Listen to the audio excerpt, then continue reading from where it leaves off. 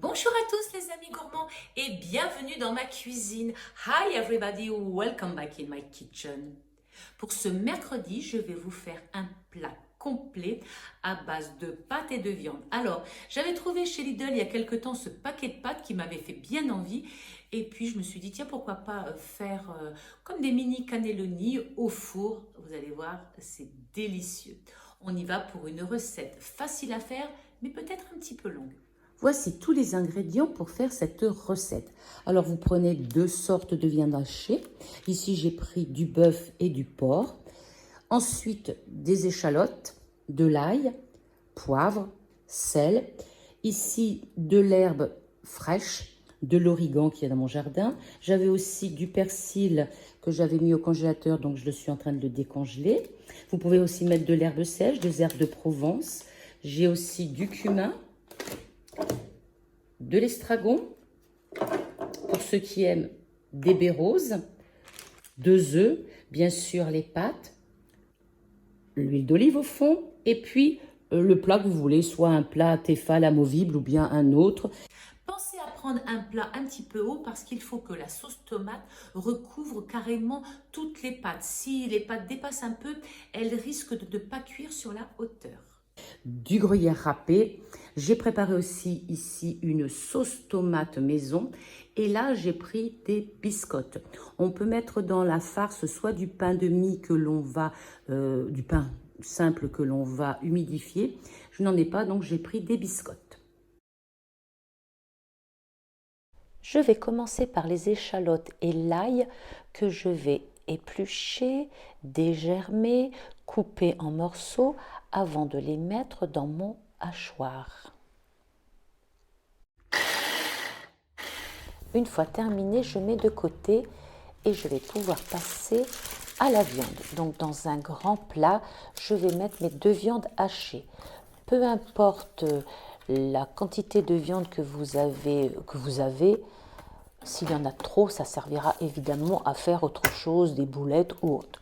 Donc maintenant, je vais rajouter mes 2 œufs.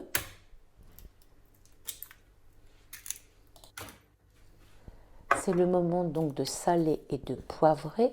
Chacun fera en fonction de ses goûts et surtout de la quantité de viande qu'il aura prise. Donc sel, puis poivre.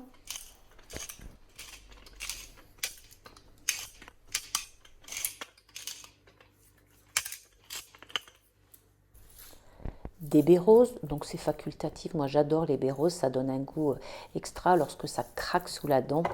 Donc ça c'est chacun son goût. Ensuite je vais ajouter un petit peu d'estragon.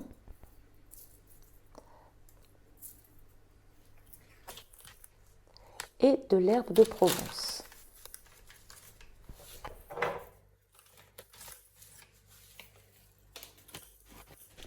Je rajoute maintenant une bonne cuillère à soupe de cumin moulu. Je vais rajouter maintenant mes 2 biscottes que je vais écraser en 1000 morceaux, si on peut dire. Alors si vous n'avez pas de biscottes, comme je vous l'ai dit, vous mettez du pain que vous avez humidifié. Je vais rajouter bien sûr maintenant mon échalote et mon ail ciselé.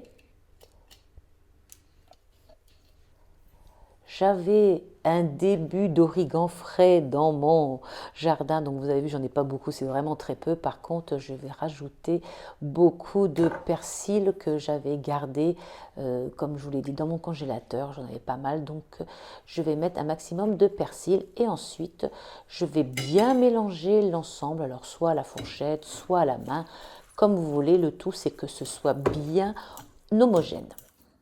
Et voilà, c'est terminé. On va passer au montage. Mon plat est un peu trop haut, je crois, parce que je me suis aperçue qu'ils allaient être perdus, qu'il fallait que j'allais en mettre 2 couches. Donc, je vais changer de plat et je vais prendre un plat comme ça qui sera beaucoup plus pratique. Donc, maintenant, je vais remplir mes petites pâtes avec ma farce. Ça va être le moment le plus, on va dire, long. Je pourrais le faire avec une poche à douille, mais j'en ai pas. Voilà.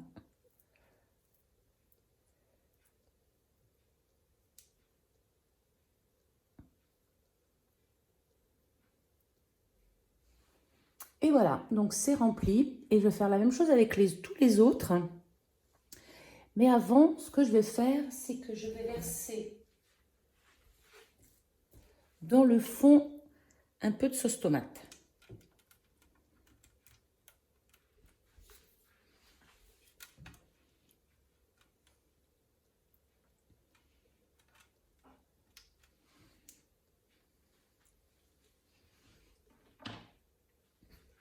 Et ensuite, je les disposerai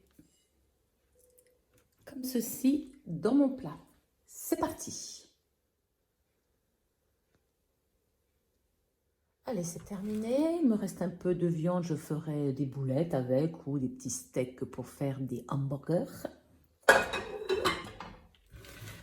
Je vais verser maintenant ma sauce tomate dessus.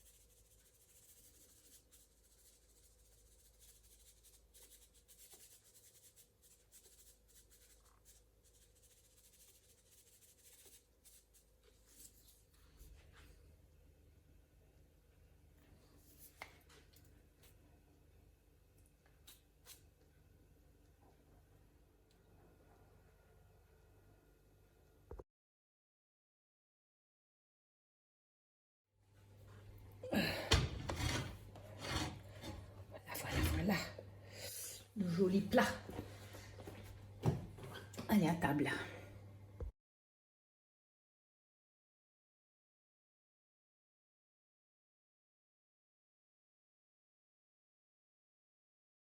Voilà un plat complet et généreux qui va satisfaire toute la famille. Et j'espère que cette vidéo vous aura plu, que vous aurez peut-être envie de refaire cette recette qui est quand même facile, que vous aurez peut-être aussi envie de me laisser un petit like pour tout le travail que je fournis, de vous abonner et de venir me retrouver mercredi prochain pour une autre recette tout aussi gourmande.